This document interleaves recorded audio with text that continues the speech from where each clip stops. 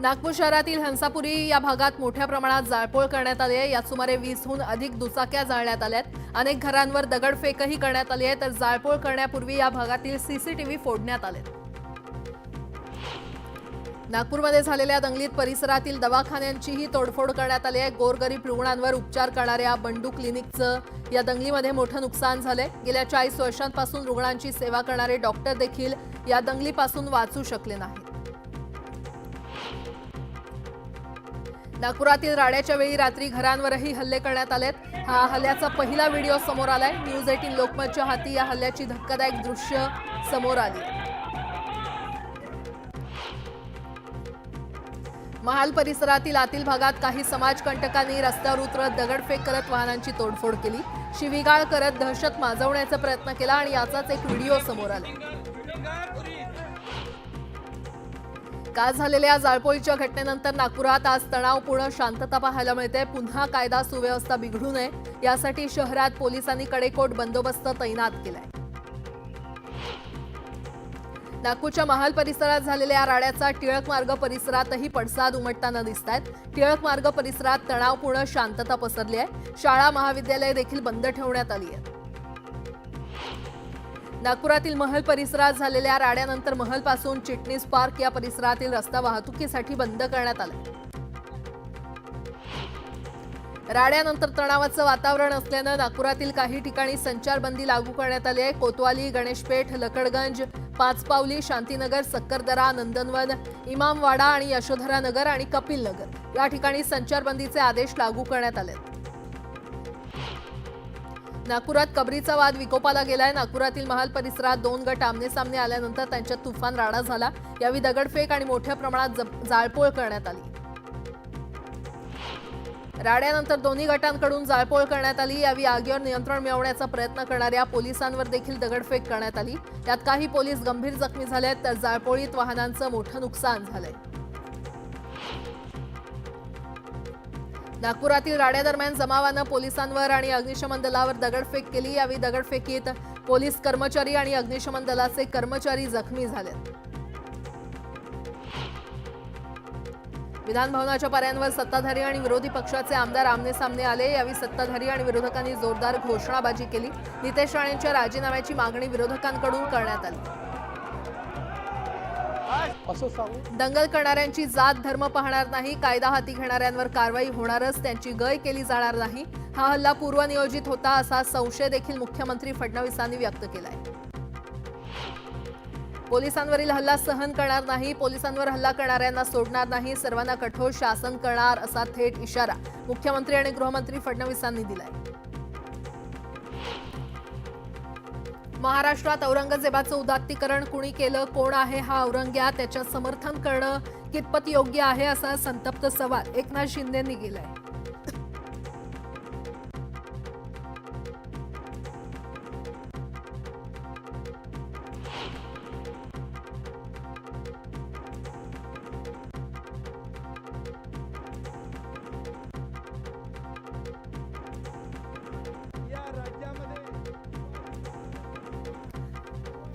नागपुरातील हल्ला हा कट रचून पूर्वनियोजन करून करण्यात आला होता। आंदोलकांकडे पेट्रोल बॉम्ब कुठून आले, त्यांना बॉम्बचा पुरवठा कुणी केला असा सवाल उपमुख्यमंत्री एकनाथ शिंदेंनी केलाय।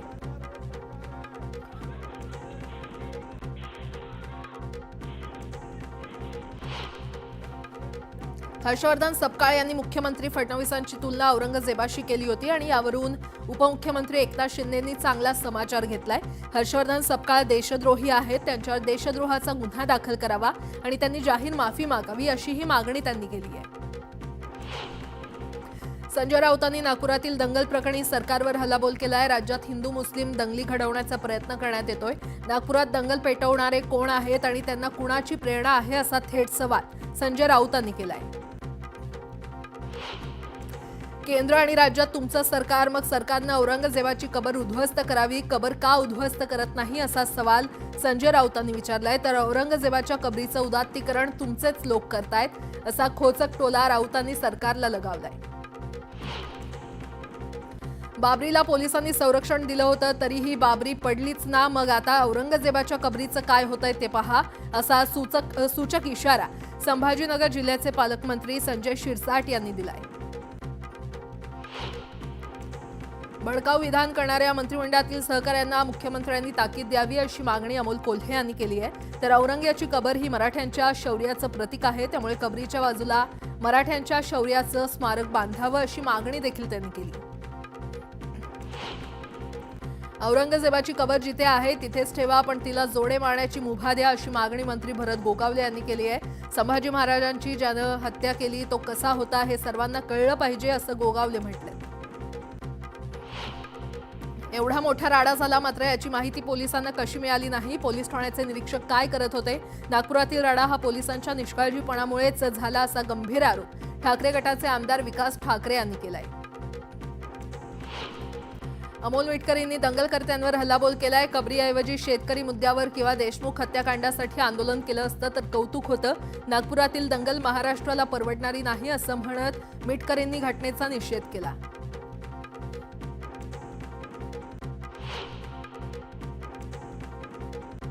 नागपुरातील राड्यानंतर 45 लोकांना ताब्यात घेण्यात आलंय. त्यांच्या अटकेचीही प्रक्रिया राबवण्यात येते.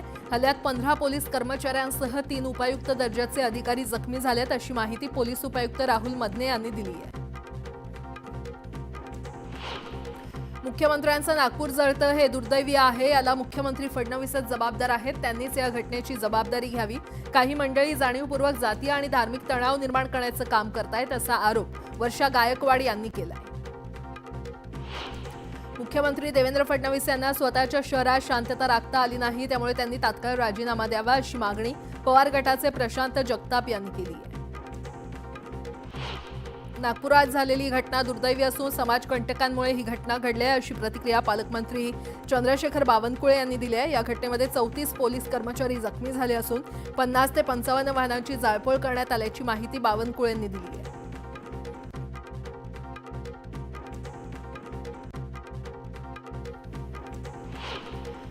विरोधकांनी नागपूरच्या घटनेचं राजकारण करू नये असं आवाहन बावनकुळे यांनी केलंय. कुणीही या घटनेला राजकीय रंग देऊ नये असं बावनकुळे म्हटलंय. नागपुरातील राड्याप्रकरणी आमदार प्रवीण दटके यांनी गंभीर आरोप केलाय. पोलिसांनी योग्य भूमिका न घेतल्यानं आणि योग्य कारवाई न केल्यानं नागपुरात राडा झाला. हा हल्ला पूर्वनियोजित हल्ला होता असाही आरोप दटके यांनी केलाय. पोलिसांच्या भूमिकेवर संशय नाही, त्यांनी ढाल बनून पोलिसांचं रक्षण केलं अशी प्रतिक्रिया बावनकुळेंनी दिली आहे. प्रवीण दटकेंकडे काही पुरावे असतील तर ते पोलिसांना देतील असं बावनकुळे म्हटले.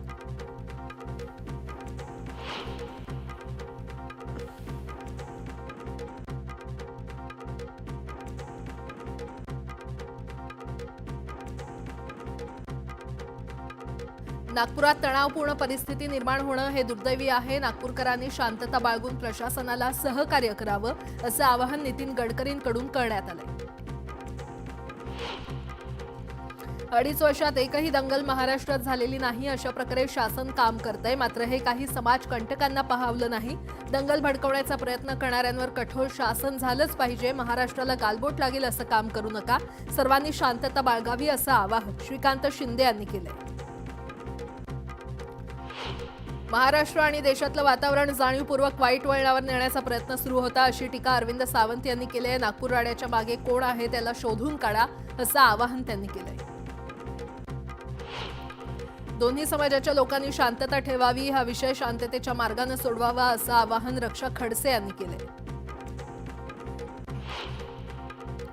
नागपुरातील घटना अत्यंत दुर्दैवी आहे. राज्यात विस्फोटक परिस्थिती निर्माण झाली आहे अशी टीका प्रशांत जगताप यांनी केली आहे. येत्या कालावधीत स्थानिक स्वराज्य संस्थेच्या निवडणुका आहेत आणि त्यामुळे जाणीवपूर्वक असे प्रकार होत आहेत असा संशय त्यांनी व्यक्त केला.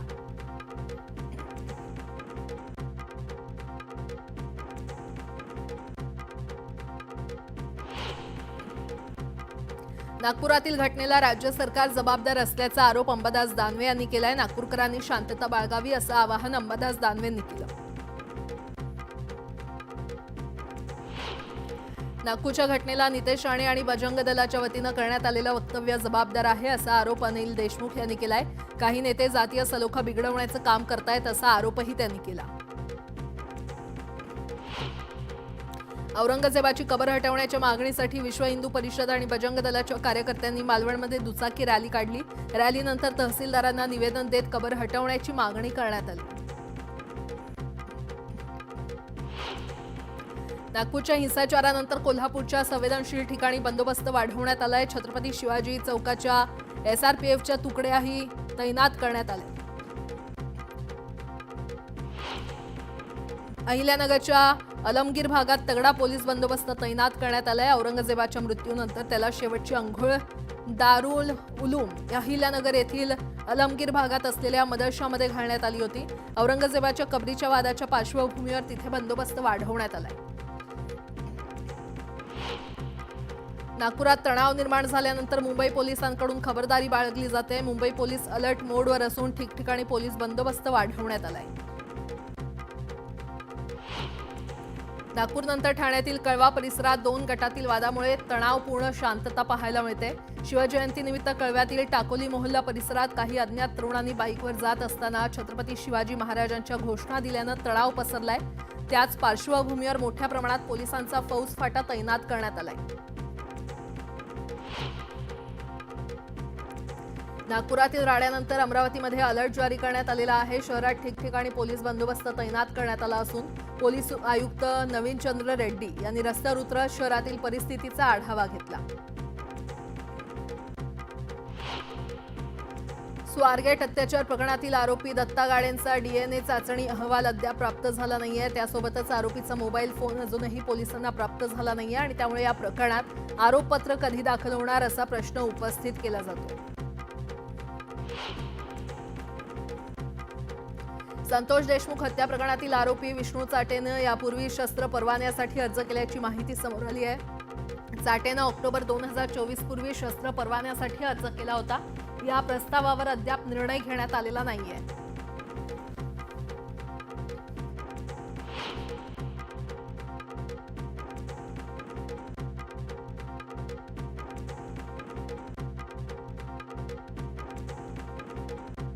छत्रपती शिवाजी महाराजांबाबत आक्षेपार्ह विधान केल्यानं प्रशांत कोरटकरच्या अडचणीत वाढ झालेली आहे. प्रशांत कोरटकर यांच्या जामीन अर्जावर आज सुनावणी होणार आहे आणि त्यामुळे कोरटकरला जामीन मिळणार का याकडे लक्ष लागलंय.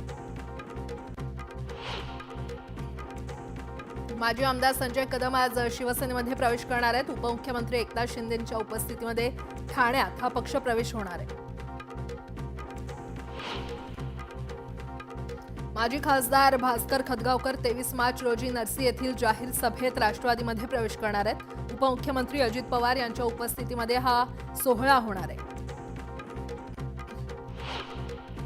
राज्यातील सर्व सरकारी कार्यालयांमध्ये विशाखा समिती स्थापन करण्यात आली असून आता खासगी आस्थापनांमध्ये देखील विशाखा समिती स्थापन करणं बंधनकारक केलं जाणार आहे. त्यासाठी विविध स्तरांवर आढावा घेतला जाईल अशी माहिती महिला व बालविकास मंत्री अदिती तटकरे यांनी विधान परिषदेत दिली आहे.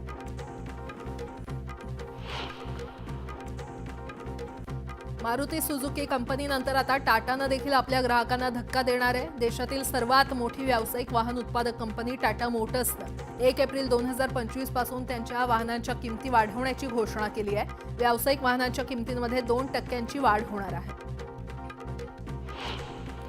पंतप्रधान मोतीबिंदू मुक्त भारत योजनेअंतर्गत राज्यात 3 वर्षात 27,95,200 मोतीबिंदू शस्त्रक्रियांचं उद्दिष्ट निश्चित करण्यात आलं होतं. त्यापैकी 25,69,753 जणांवर यशस्वीरित्या शस्त्रक्रिया पार पडली आहे. एसटी प्रवास करताना काही वेळा तांत्रिक कारणामुळे बसेस बंद पडतात. अशावेळी त्याच मार्गावरून येणाऱ्या बसेसमधून प्रवास करण्याची मुभा असते. मात्र आता उच्च श्रेणीच्या बसमध्ये त्याच तिकिटाचा वापर करून प्रवास करता येणार आहे. एमआयडीसीच्या जांभूळ जलशुद्धीकरण केंद्रातील तातडीच्या दुरुस्तीमुळे कळवा, मुंब्रा आणि दिवा इथे 24 तासांसाठी पाणीपुरवठा बंद करण्यात आलाय. मंगळवारी रात्रीपासून पाणीपुरवठा सुरू होईल अशी माहिती देण्यात आली आहे. ठाणे शहरातील मुंबई विद्यापीठाच्या ठाणे उपपरिसरात पीएम उषा योजनेअंतर्गत 100 किलोवॅट क्षमतेच्या सौर ऊर्जा प्रकल्पाचं काम हाती घेण्यात आलंय. या प्रकल्पात नेट मीटरिंग प्रणाली देखील आहे.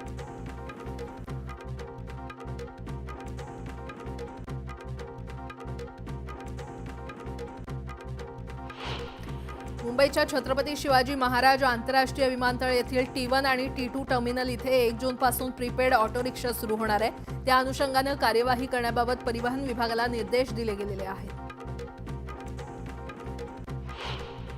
मागील आठवड्यात मुंबईकरांना काही अंशी दिलासा मिळाला होता, मात्र आता या आठवड्यात पुन्हा उन्हाच्या झळांनी मुंबईकर हैराण झालेत. पारा 35 अंशांवर गेल्यानं नागरिक हैराण झालेत. वांद्र्यातील म्हाडा भवनाचं लवकरच कायापालट होणार आहे. म्हाडा भवनाचं सुशोभीकरण करण्यात येणार आहे. त्यासाठी लवकरच 1.5 कोटी खर्च करून सुशोभीकरण करण्यासाठी निविदा काढण्यात येणार आहे.